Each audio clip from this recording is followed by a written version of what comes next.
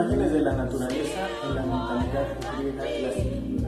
Durante la aparición de la mentalidad griega clásica se comenzó con la búsqueda de un principio explicativo que diera las pautas y los principales comentarios de cómo fue que se creó la naturaleza. Durante la mentalidad griega clásica hubo muchas hipótesis que se derivaron de los principales comentarios que hacían los pensadores griegos en esa época. Uno de los principales pensadores y filósofos fue Aristóteles, que fue una persona que daba mucho su opinión y más que nada eso hacía investigaciones minuciosas y observativas de cómo era que todo funcionaba en su entorno.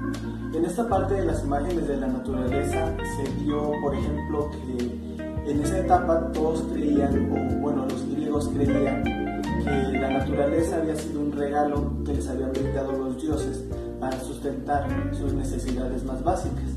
Pero en realidad lo que ellos más querían conocer es cómo era posible que la naturaleza cambiara tanto. Por ejemplo, conocemos las estaciones del año y cómo va cambiando el tiempo en determinadas fechas.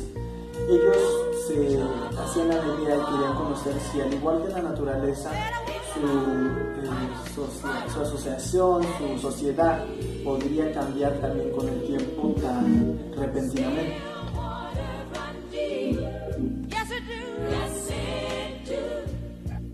Las imágenes de la ciencia en la Grecia clásica.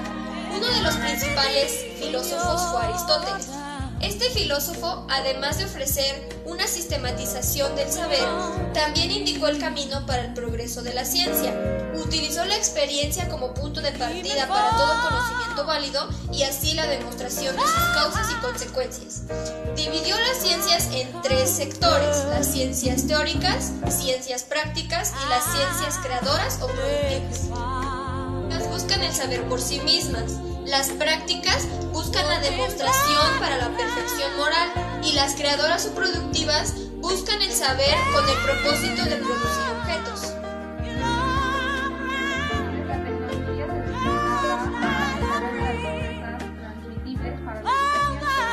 Esto se desarrolló en el periodo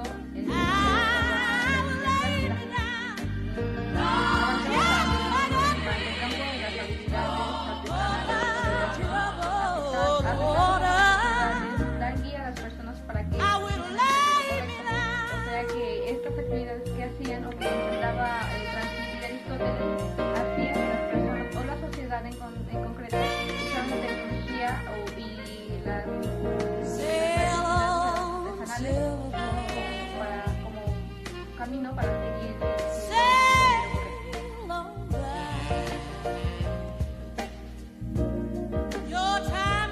Voy a hablar de cómo era la sociedad en la antigua Grecia. Conformada por ciudadanos y los no ciudadanos. Los ciudadanos eran en sí la minoría porque eran alrededor de 300.000 habitantes y solo había de los ciudadanos con 300.000 y esos ya eran los que eran griegos y esos eran ricos y unos no tanto. Los otros, los que no eran no ciudadanos, eran extranjeros, esclavos o mujeres. Las mujeres, aunque no fueran esclavas o extranjeras, pero si eran libres, siempre iban de la mano con un hombre. Podría ser su padre o ya podría casado de su esposa. Y los extranjeros sí pagaban impuestos, pero no tenían el derecho a votar o tener terrenos más bien. Solamente se dedicaban a la artesanía. Los esclavos, como no eran libres, ellos solamente estaban al servicio de la familia griega, y las mujeres ricas, ellas iban a ritos religiosos, bodas o funerales.